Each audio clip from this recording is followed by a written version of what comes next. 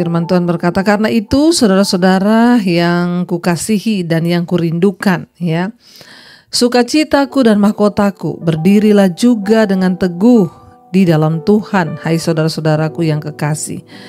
Nasihat ini datang dari Rasul Paulus, saudara, bagi jemaat yang ada di Filipi. Ya, dia berkata, ya, karena itu saudara-saudaraku, ya, yang kukasihi dan yang kurindukan, sukacitaku dan mahkotaku, kata Rasul Paulus, berdirilah juga dengan teguh dalam Tuhan, hai saudara-saudaraku yang kukasihi.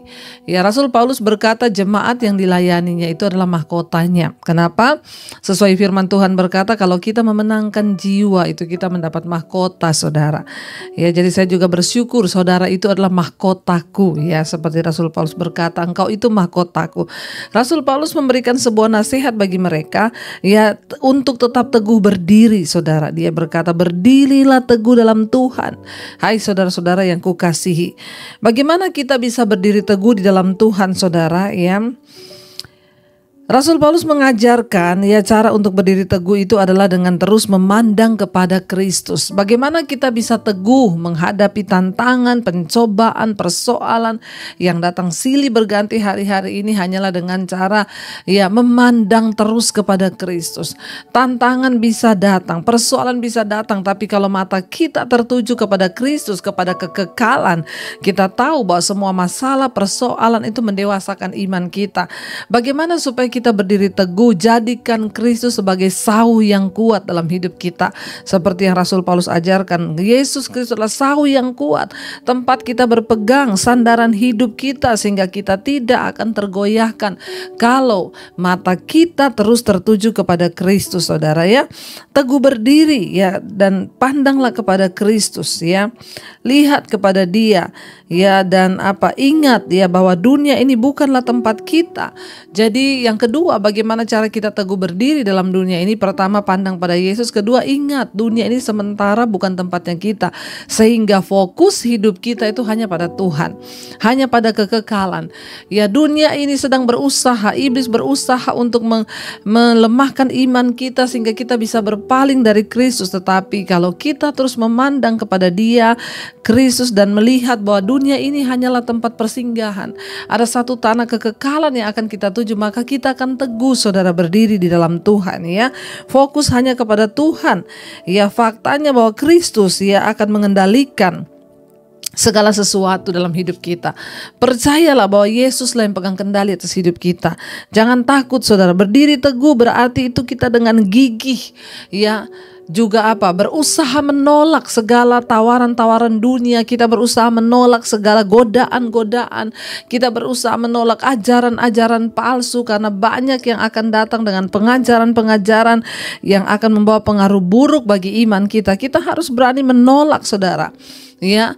Bahkan kita akan tetap, saudara, ya, gigih sekalipun mungkin kita akan menghadapi tantangan, ya, dari pihak-pihak lawan kita. Jangan takut, saudara, jangan menyerah, tetaplah berpegang kepada Tuhan. Ya, sebab kenapa? Dia yang berjanji, ya, akan menyertai kita kalau mata kita tertuju pada Yesus. Ya, kalau kita menyadari bahwa hidup ini hanya sementara, kalau kita berpegang teguh pada firman Tuhan dan percaya dengan iman, maka saya yakin dan percaya kita akan memiliki karakter yang kuat, iman yang kuat, prinsip yang teguh, sehingga kita tidak dapat digoyahkan karena kita berdiri teguh di dalam Tuhan. Rasul Paulus berkata ayat yang kedua di sana, ya, Eudia kunasehati, Sintike kunasehati, supaya sehati sepikir dalam Tuhan.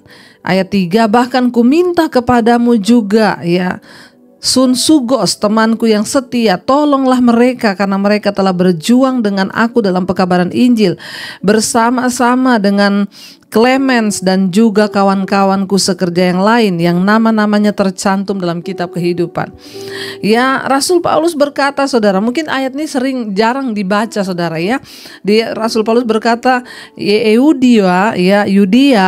Yudia telah kunasehati, ya, Sintike kunasehati, supaya sehati sepikir di dalam Tuhan. Ya, saudara yang terkasih, siapakah mereka ini? Ya, Paulus sedang memperingatkan jemaat yang ada di Filipi untuk, ya, tetap, ya, hidup di dalam sehati sepikir, ya. dia berbicara kepada beberapa jemaat ya, dan juga ya ada dua pelayan Tuhan yang ada di Filipi, yaitu Euodia dan juga Sintike. Ya, mereka itu adalah ya pengerja atau pelayan Tuhan di kota Filipi, dan ya mereka itu memiliki hubungan yang rusak dan terjadi pertengkaran di antara mereka. Ya, jadi Rasul Paulus menasehati mereka supaya hidup sehati sepikir di dalam Tuhan. Ya, untuk apa kita melayani Tuhan, untuk apa kita percaya Tuhan kalau kita ini hidup berantem, ribut-ribut terus. Jadi Rasul Paulus menasehati dua orang pekerja ini, ya, harus hidup sehati sepikir, jangan berantem terus. Buat apa kamu melayani dalam jemaat sementara hubunganmu itu nggak baik? Ya, kita ini saudara bisa menjadi orang yang hidup berdamai dengan orang kalau kita ini sudah berdamai dengan Tuhan. Orang itu terlihat ya, kalau dia itu di mana-mana ya selalu bermusuhan dengan siapa aja, bermusuhan. Nah, ini berarti hubungannya dengan Tuhan rusak, kecuali dalam hal kebenaran loh saudara ya. Tapi kalau ya di dalam pelayanan ini saudara, kita lihat ya dua orang ini nggak aku. Rasul Paulus bilang kamu tuh harus sehati sepikir dalam Tuhan. Ya, bahkan kata Rasul Paulus, aku juga minta kepadamu Sunsugos temanku yang setia, ya tolonglah mereka, karena mereka telah berjuang juga dalam aku dan pekerjaan kebenaran Injil. Ya, tolong perdamaikan mereka. Jadi ini surat ditulis oleh Rasul Paulus waktu dia sedang dalam penjara. Dia menulis surat buat jemaat di Filipi. Dia mendengar ada perpecahan di dalam ya gereja Tuhan, di dalam pelayanannya, sehingga dia menegur. Ya, mari kita hidup sehati sepikir. Setelah kita teguh berdiri dalam iman tadi, mata memandang kepada Tuhan, ya ayo kita jadi sehati sepikir. Dimulai dari keluarga, rumah tangga.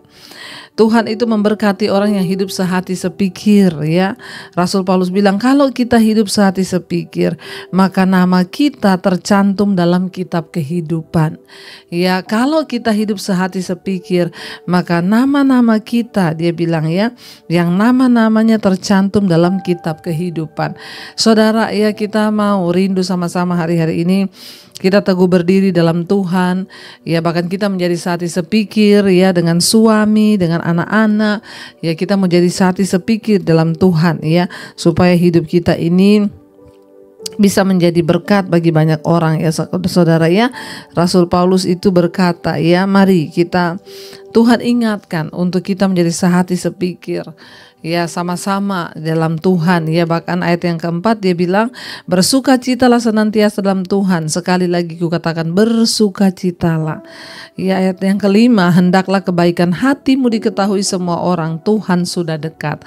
Rasul Paulus memberikan sebuah nasihat, jangan hidup berantem terus, tapi bersukacitalah di dalam Tuhan.